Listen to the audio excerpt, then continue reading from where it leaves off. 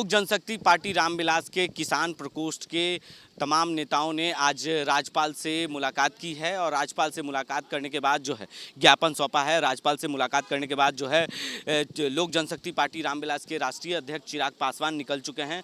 उनसे हमने जब बात की तो उन्होंने कहा कि किसान को लेकर जिस तरीके से ज्वलंत मुद्दा है उसको लेकर हमने मुलाकात की है और सीधे तौर पर उन्होंने कहा है कि गंगा की नदी को लेकर जो राजगीर में ले जाया गया है उसमें अरबों रुपए का घोटाला हुआ है। कई मुद्दों को लेकर उन्होंने सीधे तौर पर नीतीश कुमार पर हमला किया है। वहीं उन्होंने कहा कि बाढ़ और सुखाड़ जैसी स्थिति फिर से बनने वाली है, क्योंकि जिस तरीके से सुखाड़ हुआ है उसको लेकर भी उन्होंने जिक्र किया। तो वहीं किसान प्रकोष्ठ के जो तमाम नेता हैं वो जल्द ही जो है धरना देंगे किसानों के मुद्दे को लेकर। वहीं उन्होंने मुलाकात की है राज्यपाल से। मुलाकात करने के बाद चिराग पासवान निकल चुके हैं और सीधे तौर पर कह सकते हैं कि चिराग पासवान ने पत्रकारों से बातचीत करते हुए तमाम मुद्दों पर उन्होंने किस तरीके से नीतीश कुमार को घेरा है और राज्यपाल से मुलाकात करने के बाद क्या कुछ कहा है, पहले वो आप जरा सुने। आज जिस तरीके से लोक जनशक्ति पार्टी रामविलास के किसान प्रकोष्ठ के द्वारा किसानों के ज्वलंत विषय को लेकर एक दिवसीय धरना प्रदर्शन किया गया,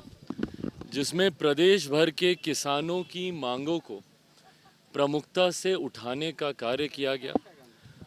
उन्हीं मांगों की एक प्रतिलिपि लेकर आज हम लोग की मुलाकात लोक जनशक्ति पार्टी रामविलास के एक प्रतिनिधिमंडल की मुलाकात महामहिम राज्यपाल जी से हुई, जिसमें उनको अवगत कराया गया कि किस तरीके से बिहार के किसान आज त्राही त्राही कर रहे हैं, किस तरीके से उनके हालात बद से बदतर होते जा रहे हैं। भैया, बिहार एक कृषि प्रधान प्रदेश है, एक बड़ी आबादी बिहार की कृषि के ऊपर आधारित है और किसानों की एक बड़ी जनसंख्या है जिनकी आवाज़ को सुनना राज्य सरकार के लिए ज़रूरी है। पर क्योंकि राज्य सरकार आँख कान बंद कर कर बैठी है, जिसके परिणाम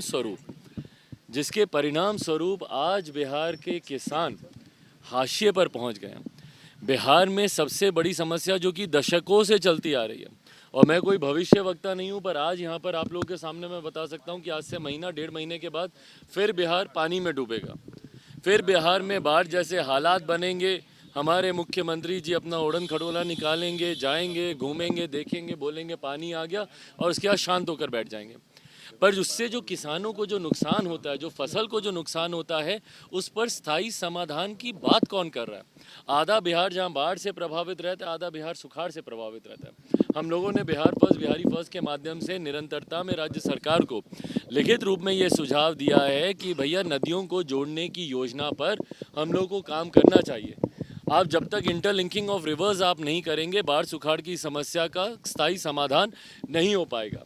इसके अलावा जो सिल्टिंग की समस्या है, खाद की जो सबसे बड़ी समस्या आज की तारीख में, जिसकी परेशानी की मार बिहार का किसान झेल रहा है, जिस तरीके से काला बाजारी खाद की हो रही है, औने पौने दामों में जिस तरीके से इन्फ्लेमेट करके खाद उसको ब्लैक मार्केट के द्वारा मुहैया हो रहा है, तो ये तमाम ऐसे विषय हैं किसानों से जुड़े हुए, जिसको क्रमबद्ध तरीके से आप सबके समक्ष भी उसकी एक प्रतिलिपि दी जाएगी, जिसको हम लोगों ने महामहिम जी के सामने रखा और उनसे ये आग्रह किया, क्योंकि ये समय फिर से एक ऐसा समय है, महीने भर डेढ़ महीने के भीतर बरसात शुरू हो जाएगी, बाढ़ का पानी कटाव के माध्यम से गांव-गांव घरों-घरों में घुसने लग जाएगा।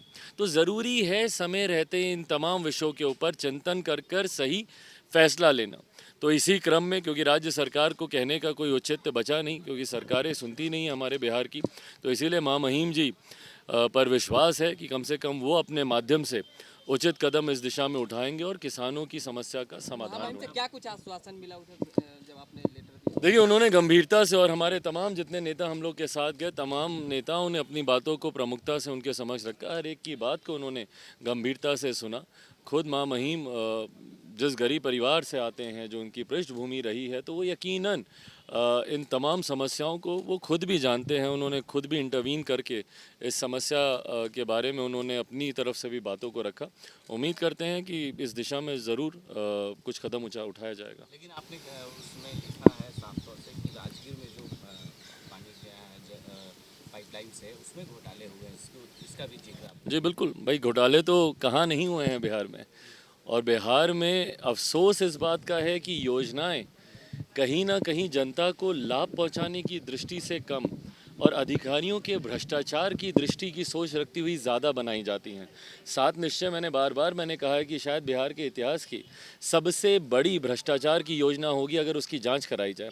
आज आप जाकर देख लीजिए भाई, नली गली के नाम पर जिस तरीके से सड़कें खोद के रखी हुई हैं, पाइप टैंकियाँ ऐसी लगाई जाती हैं कि भैया फटी पड़ी रहती हैं वहाँ पर।